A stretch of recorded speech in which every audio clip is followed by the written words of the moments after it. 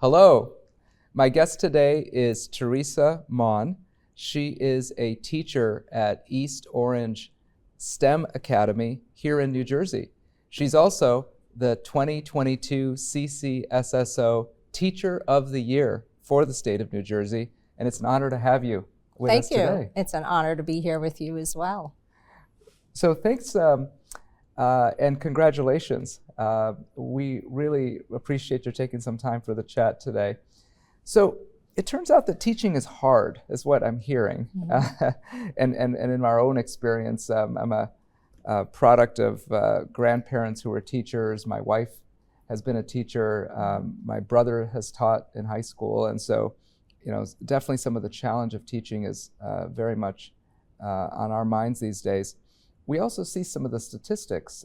There's a good nearly 40% of teachers don't make it beyond the 5th year here in the United States. You've been teaching, Theresa, for over 40 years. Yes. What's enabled you to sustain being a teacher? Yes, I'm in my 41st year as a teacher, all of it in New Jersey. There are several reasons. I think first and foremost, it's always the students and the relationships that I've been able to nurture with them. I did the math, so I've had, I think, over 4,000 students who walked through my classroom door and walked into my life. And so each year there's a new group. So no 2 years are ever the same. And I think that is one of the reasons for my longevity. I would say another reason would probably be the support that I've gotten from people who I've worked with. Mentoring is really important. And so for me, having that support system makes it much easier to endure and persevere through whatever it is that each year brings. And I would also say that professional development is my key to longevity. I say it's like my career is like a long distance walk or race.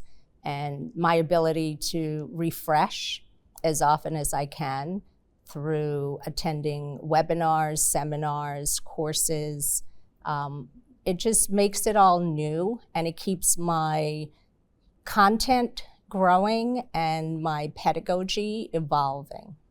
What kind of professional development has been the most meaningful for you? For me, it's attending seminars at places through Gilder Lehrman Institute for American History, through Facing History in Ourselves, the NEH, the National Endowment for the Humanities. So I've attended seminars at Oxford University for this one summer about Abraham Lincoln. So my family would say, "You're going to Oxford to learn about Lincoln." Yale also, University of Kansas. And just being able to, here in New Jersey, attend summer institutes through the New Jersey Amistad Commission.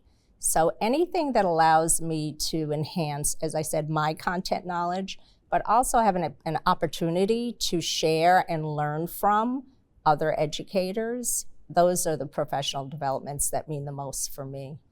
Theresa, there's a big shortage of teachers in the United States today.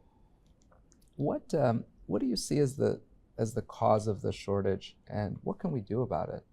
Yeah, that is a very loaded question in terms of there's not one single reason.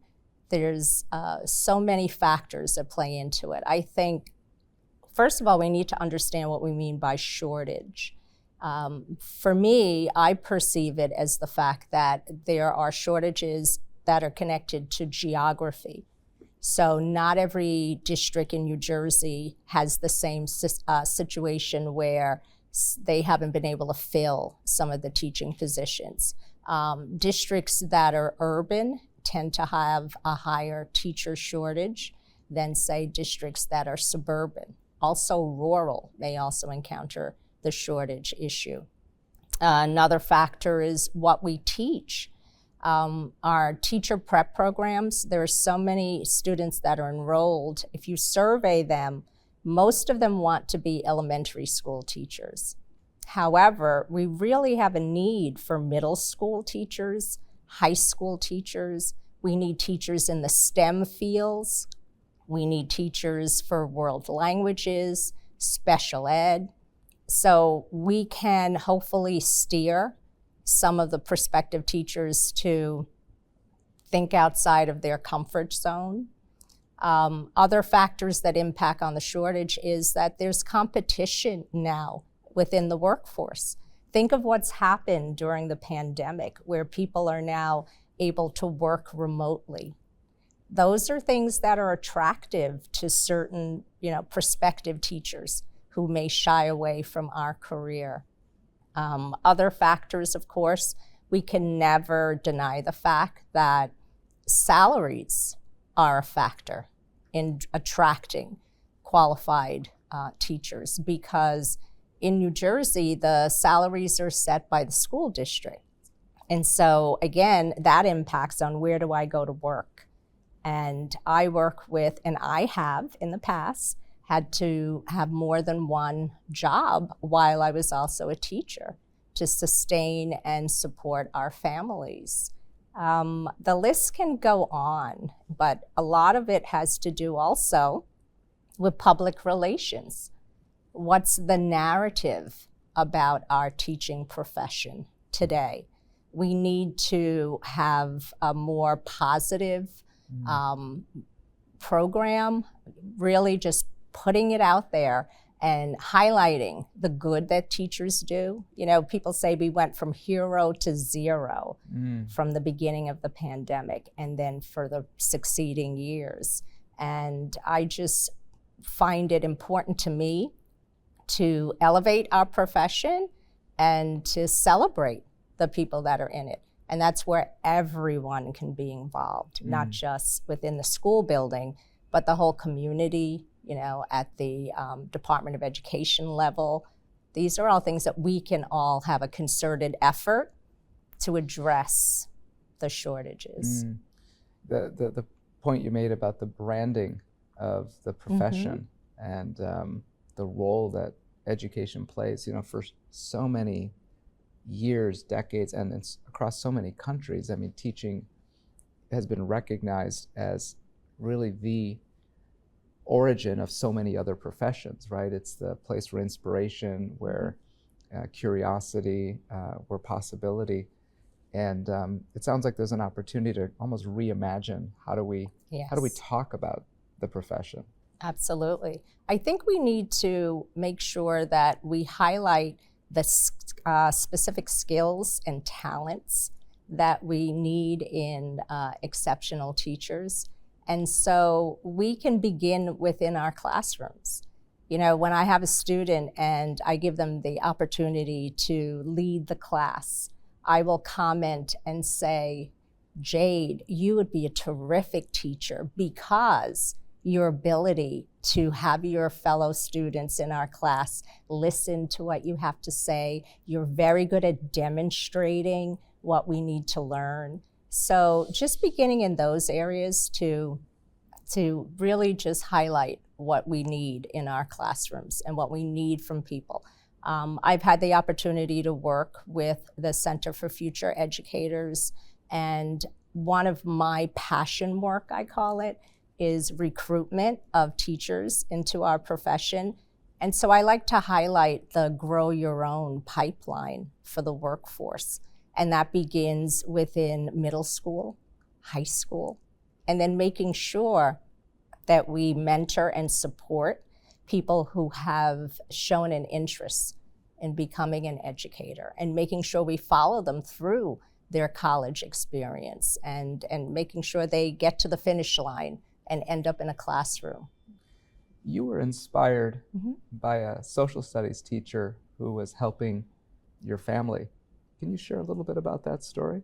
Yes. I was in 6th grade when I became aware of the fact that my family was about to be deported from the United States. I was born in Belize in Central America, And my parents, my father and mom, my family, my father came here on a work visa. He was a printer. And so he had that visa for 6 years, and it was time for it to be renewed, and it wasn't being renewed. Now, you have to have context. As a history teacher, I like to say this. This is during the Vietnam War era. So when he first arrived, there was a need, he was told, for people within that field. And then when it was time to be renewed, he was told that it wasn't necessary because we now were withdrawing from Vietnam, and we had, soldiers coming back. So it was something that, we had established a life here. And it was startling as a child. I wasn't really aware of the nuances of what's happening. But my father, as a last resort, truthfully turned to my school community and my middle school teachers, Mrs. Roman, Mrs. Drennan, for example, two of them. They really stepped up and galvanized the school and galvanized the community in Jersey City, where I grew up. And how they did that was they started a letter writing campaign. Wow. So they had us, the students, write to our congressman, our senator. At the time, I think it was Harrison A. Williams. Mrs. Roman arranged for the local newspaper to do a cover story in the Jersey Journal. And I Googled that recently when I became the state teacher. And those efforts, she was making sure that my father received access to immigration attorneys, things that we were able to follow through with. And it took years. The naturalization process is difficult, especially when you begin it by facing deportation.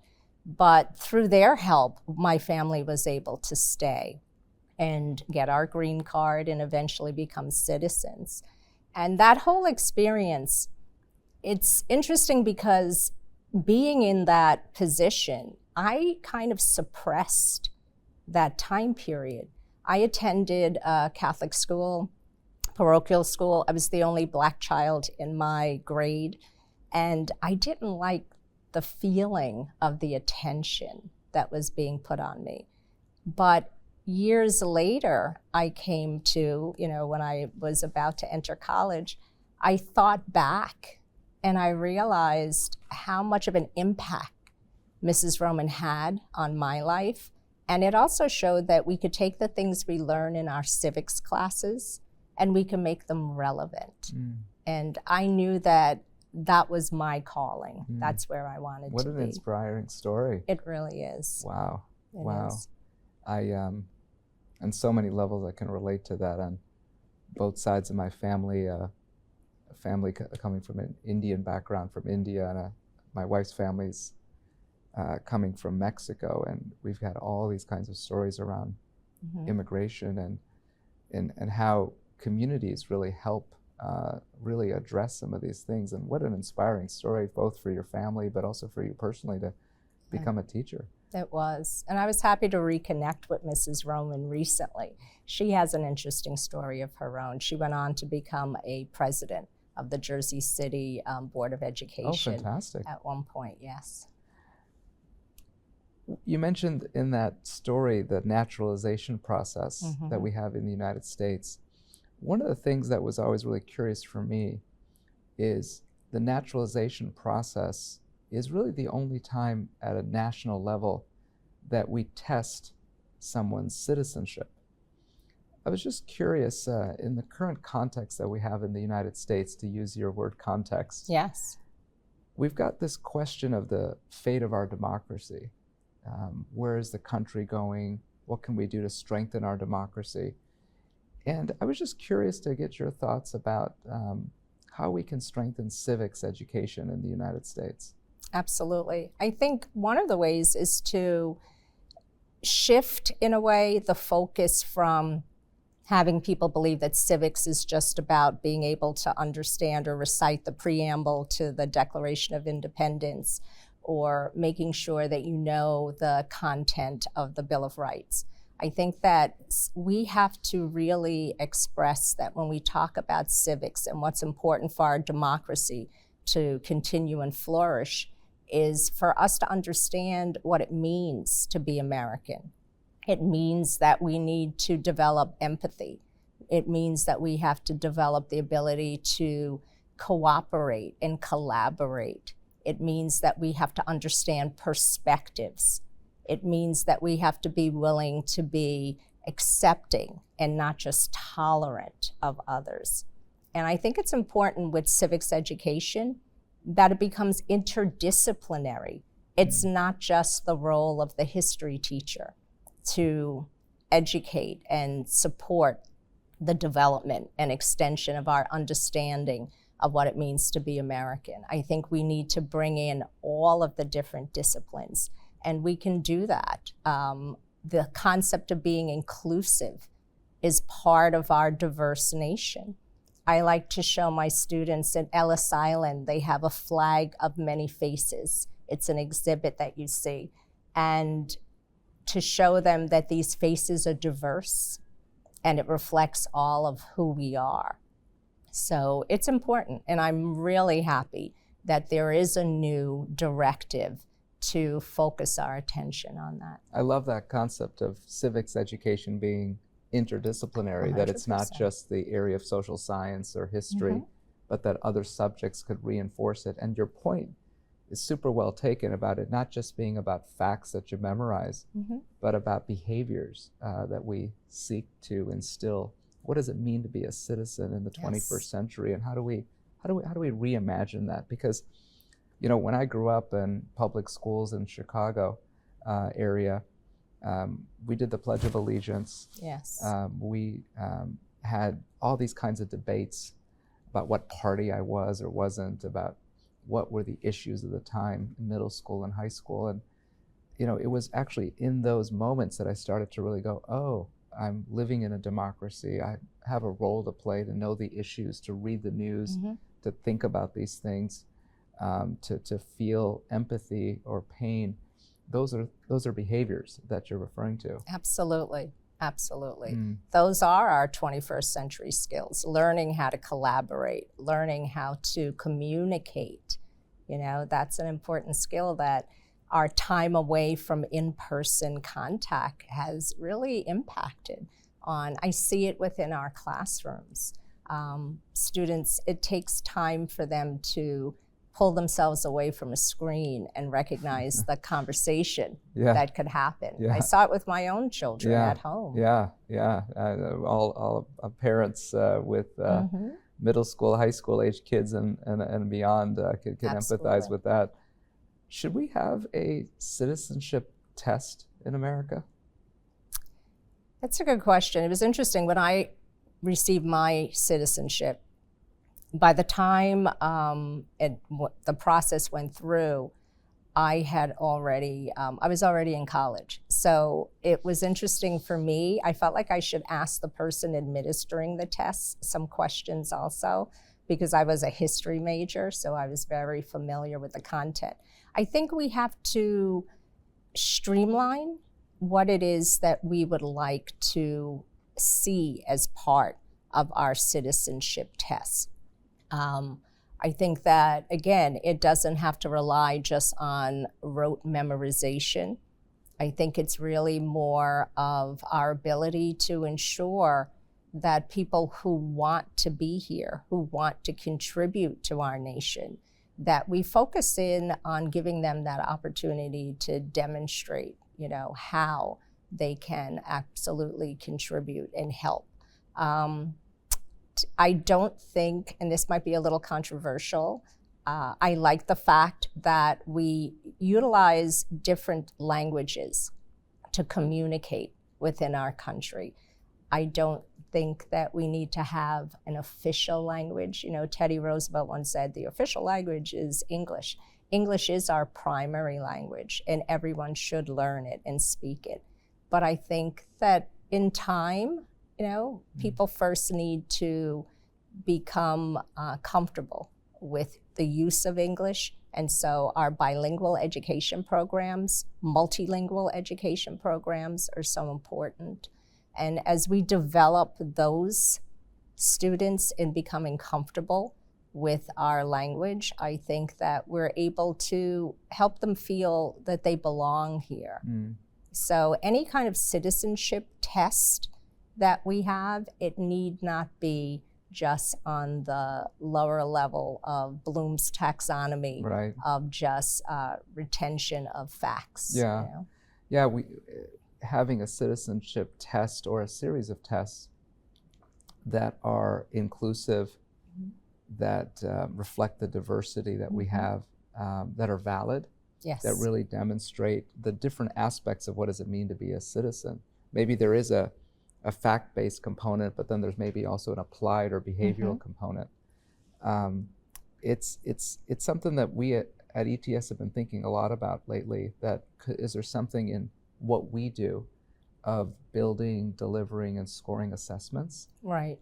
Is there a way we can do a public service by providing those capabilities to help us reimagine assessments to really help measure where we are on civics learning at different stages of a student's journey, and where we can provide support to teachers to have access to that data, so there's an opportunity for the kinds of interdisciplinary programs or other types of learning support, so that we can collectively help build that component of citizenry. Because so much of education is not just about helping a student get a job, but it's about preparing them for society and engagement in a productive way. Right. So we've been thinking a lot about this, and this question about naturalization always kind of tickles me almost, because I have family members on both sides who've taken a citizenship test because they came from another country and had to take a test to demonstrate their worthiness, to be American, and yet hundreds of millions of Americans born here don't have any kind of structured way to have that data, not only for an institution, but also for themselves, to just have some kind of reinforcement of what does it mean. So it just always is something we've been thinking about is there a way assessments could play a part in civics learning? And that, again, sheds light to the importance of education, because this is the concept of community schools, that we take on the responsibility to help to provide those who are American born with a better understanding of the true history of our nation and the contributions that were made by so many people to the development of our country. And I think by doing that, we're helping to broaden the definition of what an American actually is. Speaking of assessments, one of the questions I had was around teacher certification. The state of New Jersey, along with other states in the country, in fact, most states in the country, use one of our assessments, the Praxis, as an opportunity for institutions to get a better understanding of the background and skill level of prospective teachers as they're considering joining the teaching profession. And I just would love to get your view about how do we think about teacher certification in the current context, particularly post-COVID? Right. And what could we do differently? What might we want to do differently to support prospective teachers that are looking to get into teaching? Absolutely. I think that for us, we know that it's important to bring more people into the profession, but we want to ensure that we're still bringing in qualified professionals to be in the classroom. My daughter is a teacher, and I remember, now being an educator for almost 41 years, the Praxis didn't exist when I first became a teacher. But my daughter is a teacher, and she's been teaching for 7 years. And I remember paying for the Praxis.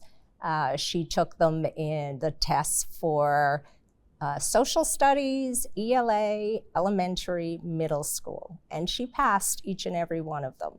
But they're costly. So I think one of the things that we really do need to do is, when we talk about diversifying our force, we have to also consider it's not just race and ethnicity or gender identity, it's socioeconomic status that we need to diversify.